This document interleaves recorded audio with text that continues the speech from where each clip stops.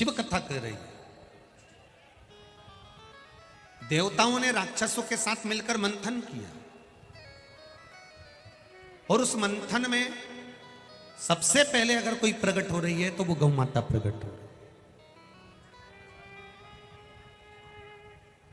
गाय के प्रागट्य की जरूरत थी क्योंकि शिवजी के सम्मुख में जब विष पहुंचेगा, देवादिदेव महादेव जब विष पिएंगे, उनके कंठ में जलन होगी।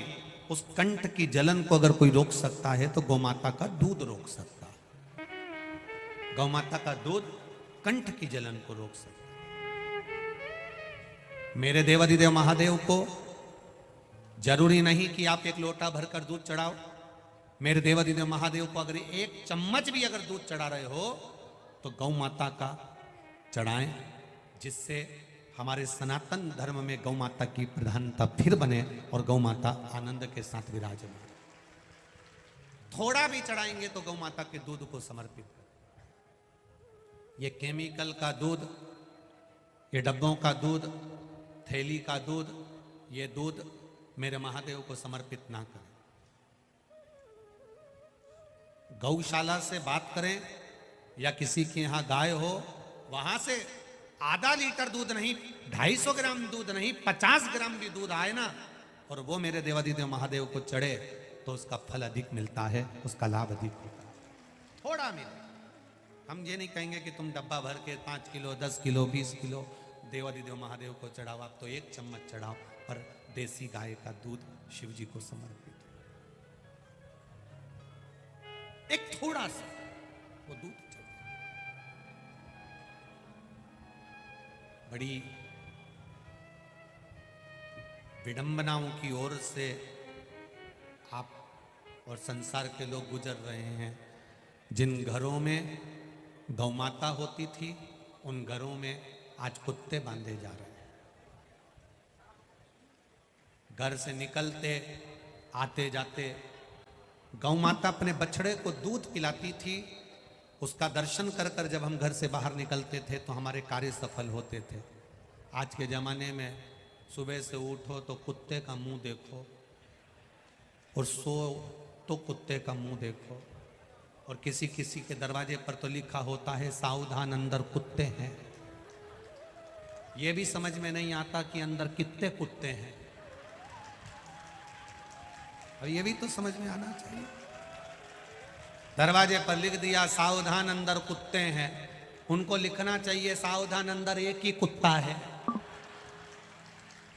अब समझ में नहीं आता कि कुत्ते कितने हैं अंदर।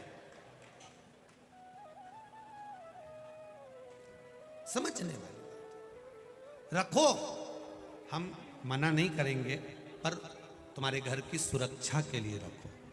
घर की सुरक्षा के साथ में घर के आंगन में, घर के दरवाजे के सामने, जिस दरवाजे से तुम निकल कर जाते हो उसके सम्मुख में गौ माता का एक आनंद सुख भी होना चाहिए।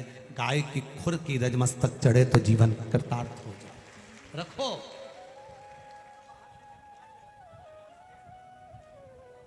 रखना चाहिए। ये एक जीवन का सुख है, ये एक जीवन का एक आनंद है।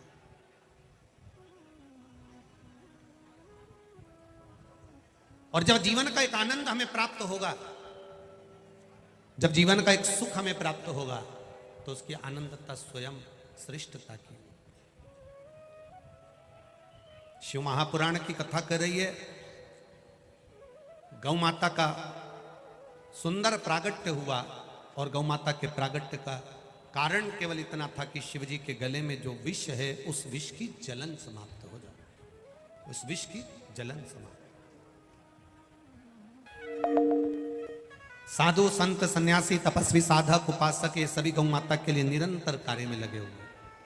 हमारा भी फर्ज बनता है कि हम गौ माता की सेवा में तल्लीनता से लगे रहें, गौ माता की सेवा करते रहें। थोड़ा सा दूध चढ़ाएं पर गौ माता का शिव जी को चढ़ाएं।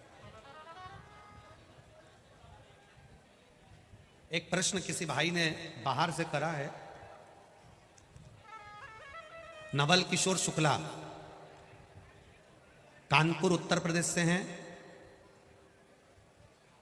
नवानगंज कानपुर उत्तर प्रदेश से इनका जो पत्र कोरियर द्वारा आया है, इसमें इन्होंने एक प्रश्न किया कि गुरुजी, कभी कभी हम गाय को रोटी देने के लिए जाते हैं और वो गाय की रोटी नंदी खा जाता है, तो हमको दोष तो नहीं लगेगा?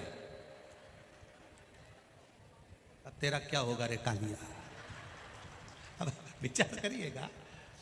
अरे शुक्ला जी, तुमने बहुत सुंदर प्रश्न किया है, उसके लिए धन्यवाद देता हूं। ये प्रश्न केवल शुक्ला जी आपका नहीं, कई लोगों के मन में ये प्रश्न रहता है और लोग प्रश्न नहीं कर पाते हैं। बहुत सुंदर प्रश्न शुक्ला जी आपने करा, एक बार जोरदार ताली बजाएं। श्री नवल किशोर जी शुक्ला, कानपुर नवानगंज से ये पत्र है, जिन्होंने कहा कि गाय को हम रोटी देते हैं, कभी कभी नंदी उस रोटी को खा जाता है, तो क्या हमको दोष लगेगा? एक बात आपसे कहना चाहेंगे, बहुत दिल से सुनिएगा, बहुत दिल से। आपने जल सूर्य नारायण भगवान को दिया ना, सूर्य नारायण भगवान को जल दिया। अब तुमने ये भाव से दिया कि मैं सूर्य नारायण भगवान को जल दे रही हूं, केवल तुम्हारे हृदय में भाव जागृत हो जाता है तो भी देवता उस भाव को ग्रहण कर लेता है। हो जाता है कभी कभी गौ माता को देने वाली रोटी नंदीश्वर अगर खा लेते हैं तो उसमें दोष नहीं होता। जीव के उदर में तो गई है ना, तो जीव के उदर में जब जाती है तो कहीं ना कहीं हमारी कल्याण की भावना जागृत हो ही जाती है, उसमें विचार ना किया जाए। शिव कथा कह रही है गौ माता की सेवा में तल्लीनता का भाव रखिए।